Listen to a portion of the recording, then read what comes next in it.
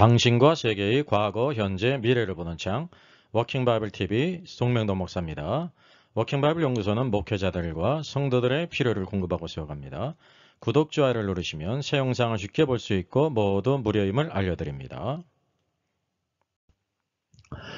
데이비드 선교사의 회개문에는 진실한 회개가 있는가? 팩트체크 두 번째입니다. 서울대 허위 학력 건입니다. 가족들에게 순간적으로 거짓말을 했다고 했고요. 군대 간 후 회개했다고 합니다. 그런데 그 후 사역 중 설교 중에 계속해서 언급했다는 데 있죠. 팩트를 체크하겠습니다. 그럼 데이비드 차 스캔들 문제를 워킹 바이블이 다루는 이유가 있습니다. 어떤 사람들은 이런 스캔들을 이제 가십거리로 즐긴다, 뭐 이런 식으로 생각하는 분들이 있더라고요. 난 절대 그렇지 않습니다. 마음이 정말 아프고 또한 이것으로 인해서 피해를 당한 수많은 사람들이 있고, 그리고 이제 기독교의 명예가 실추가 되고 전도의 문이 닫히는 이런 아주 정말 심각한 일입니다. 마음이 아픈 일이란 말이죠. 이 사건을 보면서 떠오르는 데자뷰가 있는데요. 92년 휴거설 다미 선교의 이장민 목사와 같은 심각한 사건이기 때문에 그러합니다. 수많은 피해자가 발생했고요. 그리고 이 관련된 것이 종말론과 계시사칭과 및 신사도 사상과 관계에 있기 때문에 그러하다는 것입니다. 이것을 우리가 원인을 규명하고 이거를 잘 처방하지 않으면 또다시 시간이 흘러서 또 제2의 사건, 제3의 사건이 일어날 수 있다는 것을 우리가 깨달아야 할 것입니다. 네, 레인보우 리턴즈의 염한서 원장께서요. 긴급 상황하면서 데비차 선교사를 위해 기도해달라고 올렸습니다. 유럽에서 여성과 키스하는 그런 장면이죠. 온천에서 수영복 차림으로 같이 있는 사진입니다. 차 선교사는 그의 입장문에서 이와 같이 해명했습니다. 이 모든 것이 리명령이 상황을 연출한 것이라고 하는 사실입니다. 그리고 실제 입맞춤은 하지 않았다고 해명했습니다. 여기 차 선교사가 모 여성을 얹고 있는 사진이죠. 또 이렇게 허리를 안고 찍고 있는 사진입니다. 이와 같이 목욕가울 타올을 입고 맥주잔으로 보이는 잔을 앞에 놓고 사진을 찍었습니다. 아테네 신전 앞에서 이렇게 사진을 찍었습니다. 모두 다 동일한 여성입니다. 뿐만 아니라 하와이의 대저택 약 50억 원에 구입을 했습니다. 약 14,000평에 이른다고 합니다. 그는 설교 중에 이제 대장암 초기로서 사임 후 가족은 한국에 두고 혼자 하와이에 갈 것이라고 말했는데 바로 그 장소입니다.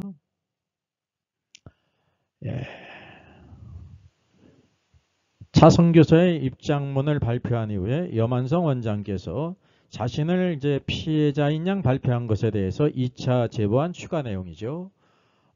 여기에는 바로 여기 부티크 모나코라고 하는 오피스텔이 있는데요. 여기 4번에 있는 것처럼 시가가 약 32억 원에 이르는 그런 오피스텔입니다.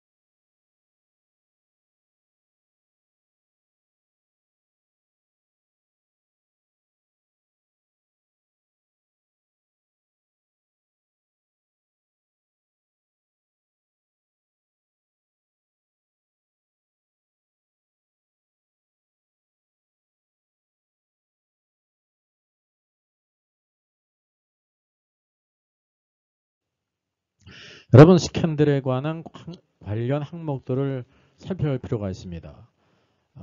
우선 사진으로 나타난 것처럼 다른 여성과의 부적절한 그런 관계가 있지 않습니까? 그리고 우리가 지난 1번 영상에서 다뤘던 것처럼 그 침례교단의 그 징계 지도가 있어요. 그가 정말로 잘못했다고 하면 그가 속한 침례교단의 징계를 받아야 되는데 받기 바로 이전에 침례교단을 탈퇴했습니다. 그러니까 징계를 받지 않겠다는 거죠. 그것이 이제 그 마음속에 그 의도가 나타난 것입니다. 그리고 지금 영상에서는 서울대 허위 학력 건이 있습니다. 하와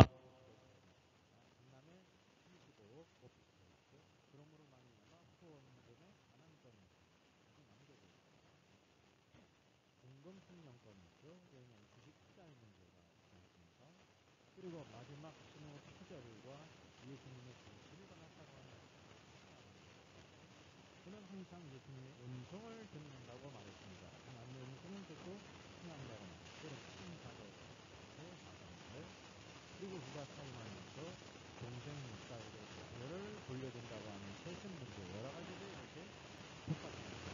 그러니까 이 회개문에는 저는 진정한 회개문에는 이 모든 문제에 대한適当하고 정확한 되어야 된다고 하는 사실입니다. 데비드 차이 서울대 허위 학력에 대한 회계문 전문입니다. 저는 20대 때 재수를 했습니다.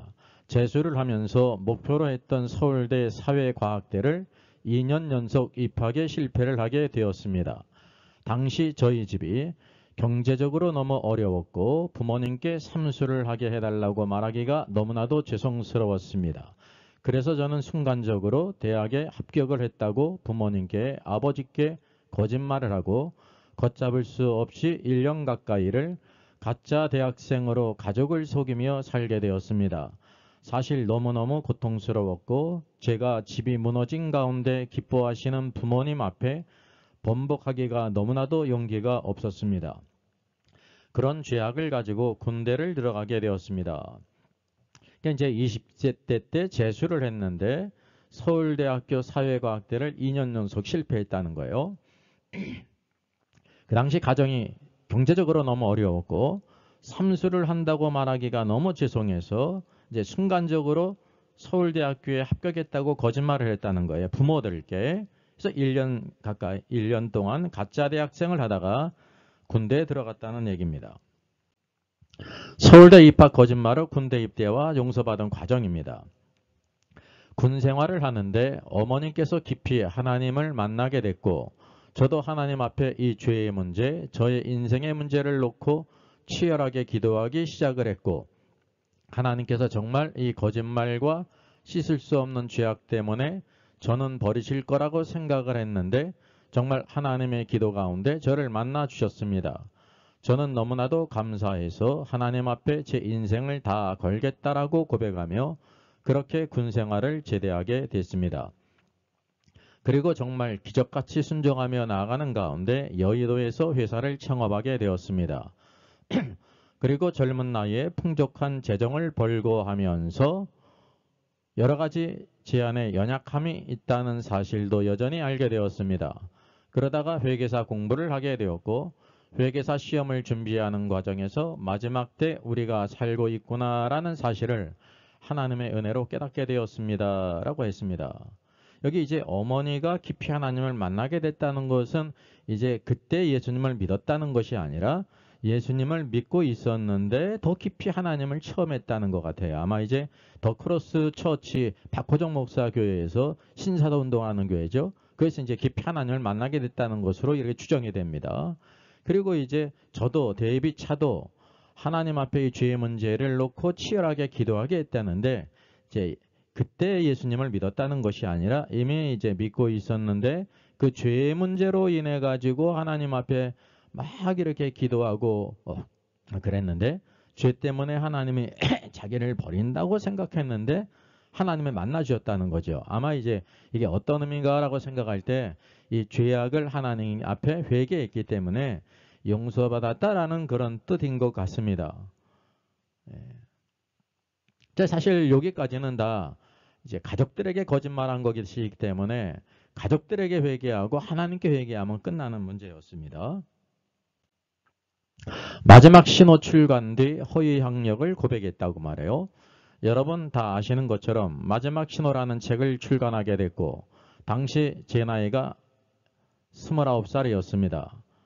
사실 사역을 할 수 있는 준비도 안 돼 있었고 사역을 감당할 만한 명성이나 실력도 전혀 갖춰져 있지 않았을 상태였습니다. 그렇지만 너무 많은 책이 대중적인 관심을 갖기에 저는 사역하기에 앞서서 제 당시 목사님들과 지인들에게 내 과거에 이런 학력에 대한 실수가 있었다라는 것을 고백하며 또 멘토를 받으면서 조심스럽게 사역을 시작하게 되었습니다.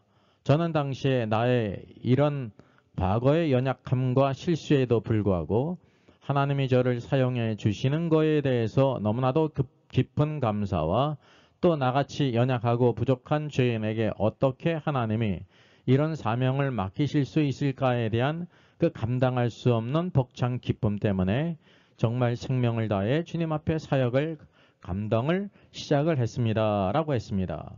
이제 데뷔 제가 29세 때 2013년에요. 마지막 신호를 썼습니다. 그리고 사실 이거는 이제 예수님의 계시를 받았다고 하면서 이거를 이제 썼다고 말하지 않았습니까? 예수님께서 사인도 해주시고, 예? 내 생일날 이제 선물로 이제 데뷔 차에게 직접 이렇게 책을 써달라고 부탁까지 했다는 거예요. 근데 이게 뜬금없이 이 책을 쓴 다음에 유명세를 타게 될 때 사역하기에 너무나도 이제 연약하고 실력도 갖춰져 있지 않고 명성서 없었기 때문에 이렇게 이제 부족했다고 말하고 있지 않습니까? 이제 뜬금없이요.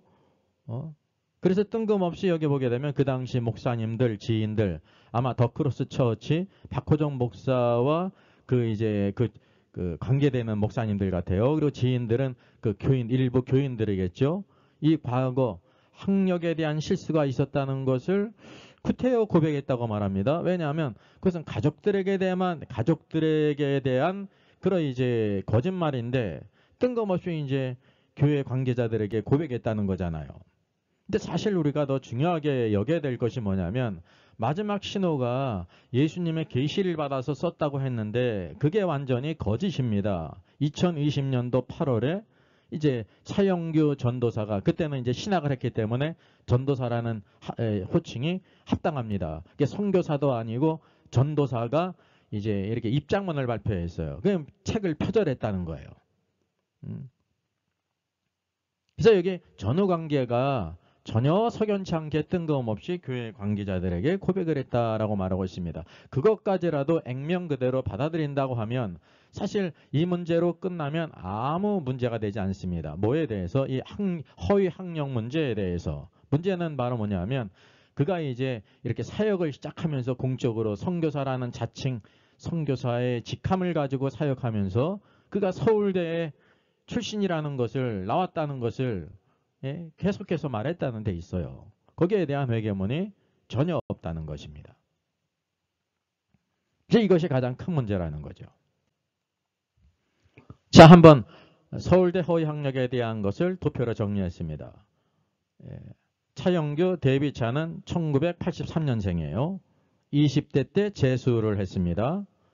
가족들에게 서울대 과학대에 합격했다고 거짓말했어요. 그때는 자칭 선교사도 아닐 때입니다. 그리고 군에 입대한 이후에 그가 이제 하나님을 만났다 그러면서 회개를 이렇게 간접적으로 언급했잖아요. 그러니까 여기까지는 가족들에 대한 거짓말이기 때문에 사실 우리들이 문제 삼을 것도 없고 관심도 없습니다. 가족들에게 회개하면 되는 거예요. 하나님께 회개하고 가족들에게 회개하면 끝나는 문제예요. 근데 2013년 29세 때 마지막 신호를 출간하지 않습니까? 이 출간도 어떠냐면 그가 이제 정상적으로 책을 써서 이게 출발한 것이 아니라 예수님의 계시를 받아서 음성을 듣고 예수님이 직접 그들에게 개인적으로 부탁을 해서 썼고 그리고 또 이제 책에 사인까지 해줬다는 거잖아요. 예수님께서. 그리고 요 내용은 빼라. 요 사진은 빼라. 마지막 이거는 감춰둬라. 그런 아주 구체적으로 예수님이 다 이렇게 코치를 하신 다음에 책을 출판했다는 거예요. 이게 이제 완전히 거짓 아닙니까? 이 거짓과 허위 학력에 대한 거짓이 계속됐다는 것입니다. 그리고 이 마지막 신호를 출간한 후에 막 유명세를 타지 않았습니까? 세계적인 강사로 이제 막 다니지 않았습니까? 그리고 그때 그 당시 일부 목사님들과 지인들에게 이 허위 학력에 대해서 고백했다는 거예요. 이게 뜬금없다는 거죠. 예? 가족들에게 대한 거짓말을 이렇게 이제 고백했다고 하면 끝나는 문제거든요. 이것까지 100% 그냥 액면 그대로 받아들인다고 해도 문제의 핵심이 바로 뭐냐면 그가 스스로 자칭 선교사로 이렇게 사역을 할 때 이 신학교도 입학하지 않았던 때예요. 고졸로서 신학교도 입학하지 않은 상태에서 자칭 선교사로 홀리티브 감성교회 사역을 하면서 지속적으로 강단에서 하나님의 말씀을 전한다고 하면서 서울대 학력을 성도들에게 말했다는 것입니다. 그래서 어디 큰 이득을 얻지 않았습니까? 예, 이게 중요한 사실입니다. 이 부분에 대한 회개가 2시간 6분짜리 회개문에 전혀 없다는 사실이죠. 앞에 이 가족들에게 이렇게 거짓말을 하게 된 경우를 말한 것은 사실은 우리 일반 성도들에게는 아무 관계가 없는 거예요. 그 회개가 이 사역을 하면서 거짓말한 것을 상쇄할 수 없다고 하는 사실입니다. 여러분, 데비드차가 사역하면서 설교 중에 언급한 증거들이 댓글들에 나타납니다. 학력은 맞나요? 초창기 설교에서 분명 서울대라고 하셨었는데, 그래서 그것이 큰 이득을 얻지 않았습니까? 왜냐하면 서울대를 나왔다는 것은 그만큼 열심히 노력했다는 증거예요. 그리고 그만한 능력도 있었고 그만한 학력을 갖췄다라는 것입니다. 그래서 이득을 얻지 않았습니까?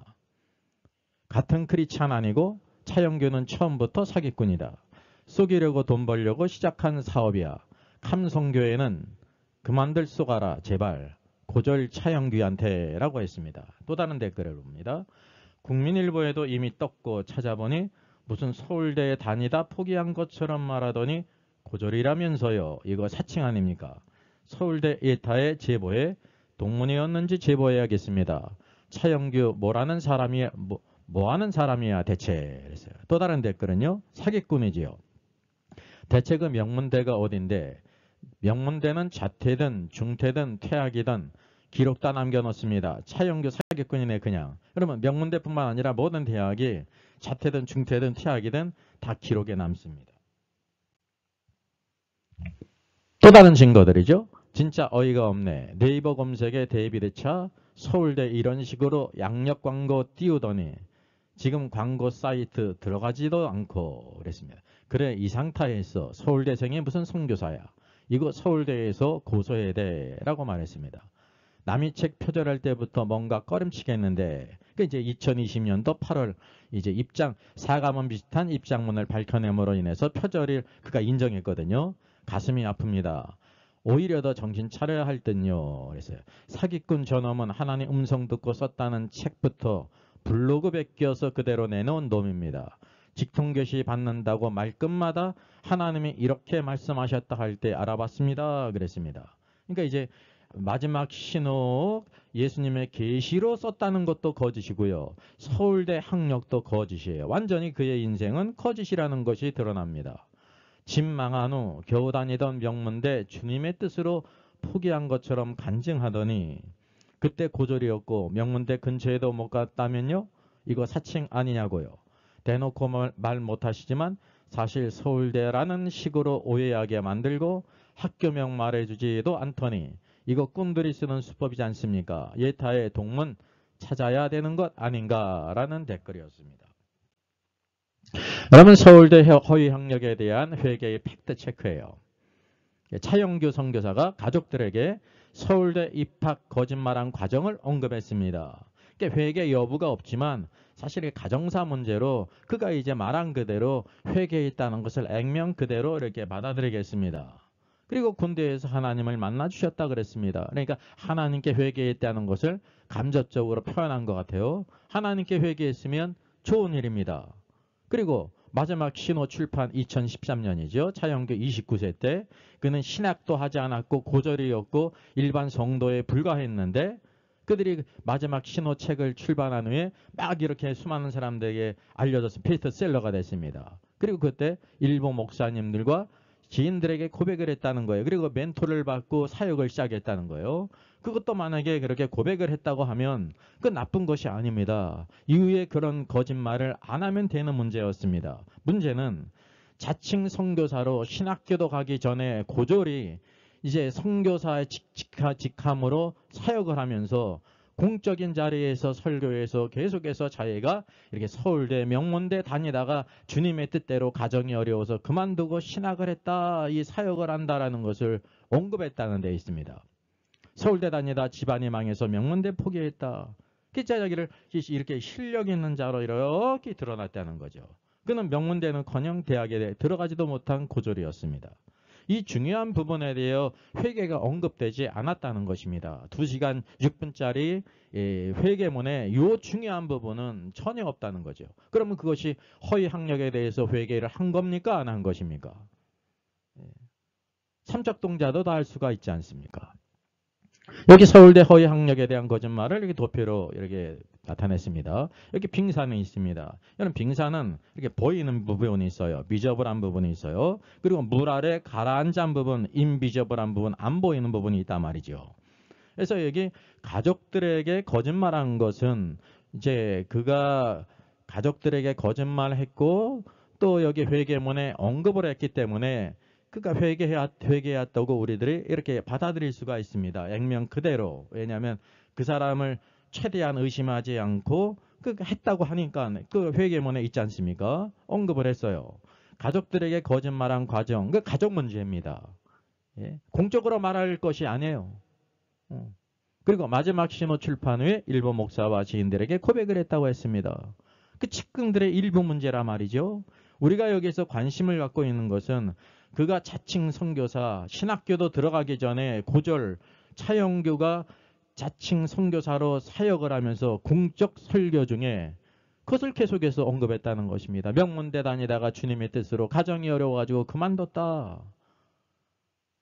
그래서 그가 뭐냐면 네이버 프로필이라든지 모든 곳에 다 국민일보든지 그렇게 알려졌습니다. 그의 사역의 한 축, 중요한 한 축이 허위 학력이에요. 서울대, 그럼 이게 실력이 있다는 증거 아닙니까? 세계 어디를 가든지. 그리고 우리나라 같은 경우는 특별히 이 교육에 관심을 쓰기 때문에 그 학력에 관심이 있어요. 이건 뭐 꼭 나쁘다고 말할 수 없습니다. 그가 열심히 수고해서 공부를 해가지고 능력이 입증된 거거든요. 그래서 이것으로 신자들을 기만하고 그리고 이익을 취했다는 사실입니다. 상당한 이익을 취했습니다. 그래서 그는 이 허위 학력에 대해서 온전히 회개했는가라고 말할 때 여기 눈에 보이는 부분, 작은 부분은 회개했지만 눈에 보이지 않는 가려진 부분은 그냥 유구무원 언급하지 않고 넘어갔다는 것입니다. 여기 허위 학력으로 유명한 사건이 신정아 사건이에요. 신정아는 2007년 학력 허위 유죄로 실형까지 선고받았습니다. 그는 서울대 중퇴 후에 미국 캔자스 대학 학사와 석사를 받았다고 했습니다. 예일대 박사학위를 받았다고 학력을 위조했어요. 그래서 그 결과 동국대 조교수에 역임을 했고 성공미술관 학예 연구실장을 맡았을 뿐만 아니라 광주 비엔날레 공동예술감독에 내정됐다가 허위 학력이 드러났음으로 말미암아 실형을 살았습니다. 실제로 그는 중경고등학교를 졸업했고 캔자스 대학교 서양학과를 중퇴를 했어요. 예? 입학은 했습니다. 중퇴를 했단 말이죠. 그러니까 이제 학사와 석사를 받은 것도 가짜고 서울대에 중퇴한 것도 가짜고 예일대 박사학위를 받았다는 것도 가짜였다는 것입니다. 여기 허위 학력으로 인해서 이득을 얻었습니까? 얻지 않았습니까? 얼마나 많은 이득을 얻었습니까? 이게 차영규 선교사도 동일하다는 사실이죠. 이 세상에서도 이게 범죄입니다. 그러면 과외 선생님의 학력 위조, 법적 처벌을 받을 수 있을까요? 없을까요? 있다는 그런 글입니다. 그러니까 이제 과외를 하고 있을 때 학력이 좋은 선생님에게 실력이 있다고 생각이 되어지기 때문에 고에게 과외료를 내고 이렇게 이제 배우지 않습니까? 그 경우 이와 같이 글이 올라온 경우입니다. 여러분, 종교계에서도 허위 학력에 대한 문제에 자유롭지는 않습니다. 신도 25만 명의 능인선언 원장 지광스님이요. 서울대 공대 허위 학력을 이렇게 했습니다. 지강스님은 그래서 모 언론사의 인터뷰를 통해서 나는 서울대 출신이 아니며 서울대는 입학도 하지 않았고 자신의 허위 학력을 18일에 고백을 했어요. 그래서 신도들을 만날 때마다 고백하고 참여하겠다. 학력 고백 때문에 해외에 나가거나 장기간 숨어 있을 생각은 없다라면서 내가 할 수 있는 일은 진심으로 참여하는 것밖에 없다고 생각한다 하면서 이분은요 그래도 허위 학력일지라도 그것에 인정을 하고 그렇게 계속해서 참여한다고 말했습니다. 근데 차영규 선교사는 이 부분에 대해서 말로도 회개가 없다는 거예요. 말로도. 그게 얼마나 큰 차이입니까? 여기 불교계 명진 스님이 설정 스님의 학력 위조가 제일 심각하다고 이렇게 이제 고백을 한 것입니다. 예, 그것이 PD 수첩에 서울대 농과대학 수료라고 그는 자필 이력서에 썼을 뿐만이 아니라 그의 대담집에 서울대학교 다닌 시절 얘기를 막 기록했어요. 서울대 들어가지도 못한 사람이 서울대 다닌 것처럼 막 여러 가지 일화들을 썼다는 거죠. 그 실제로 서울대 정문에서 사진 촬영까지 했습니다. 그의 허위 학력이 드러났죠. 그래서 그가 말하기를 자기는 한국방송통신대학만 졸업했다라고 말했습니다. 그러니까 이 허위 학력으로 인해서 설정 스님이 얼마나 많은 이득을 취해가지고 높은 자리에 올라갔겠습니까? 그리고 게다가 은닉재산이 있다는 것이 PD 수첩의 그런 기사였습니다. 저의 저서를 소개해드리겠습니다. 계시록과 다니엘서의 전반적인 조망을 다룬 때를 알라 주님이 오신다가 있고요. 또 구원 탈락인가 거짓 신자인가가 있습니다. 워킹 바이블 정기 세미나 매월 첫 주일에 있습니다. 이번 다음 달은 5월 5일에 있습니다. 신청자 같이 참석할 수 있습니다. 그리고 여성 안수 찬반 논쟁에 대한 성경적인 제시뿐만 아니라 요한계시록 인사이더와 함께 이렇게 세트로 특별히 판매를 하고 있습니다. 원하시는 분들은 좋은 기회가 될 것입니다. 제가 새로운 저술을 지금 준비하고 있습니다. 제목은 여성 안수 금지는 남녀 차별인가 복음적인가 라는 주제입니다. 이게 작은 주제 같지만 아주 중요한 주제고요. 성경 창세기로부터 전체 흐르는 아주 중요한 이제 성경적인 남녀 관계와 하나님의 헤드십과 관계되어 있습니다. 그래서 부제는 김세훈 교수의 그리스도가 구속한 여성을 비평했습니다. 김세훈 교수는 여성 안수가 성경적이라고 주장합니다. 따라서 그것을 제가 이렇게 비평하면서 성경에서 뭐라고 말씀하고 있는지를 제가 제시를 해야 됩니다. 이건 이제 9월 말이나 10월철 출판 예정입니다. 이 책에 대한 소개가 있고요. 특별히 세트 특별 판매가 있습니다. 필요하신 분들 특별 기간에 신청하시면 되겠습니다. 여러분들이 북폰 등으로 같이 이렇게 참여할 수 있습니다.